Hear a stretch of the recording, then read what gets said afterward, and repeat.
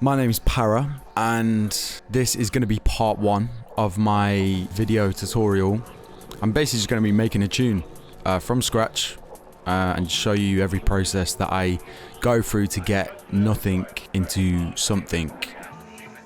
Let's get started. Yeah. And you get some gnarly.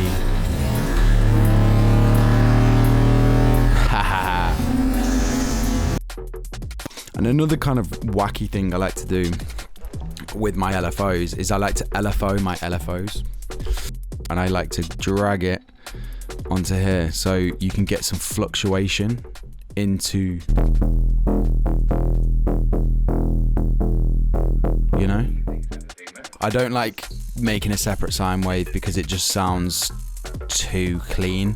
I think where my sounds kind of get their pizzazz from is just using the weirdest subs ever. You know, they shouldn't really work, but it's got little tiny bits of low mids in there that are just all over the place, and I love that.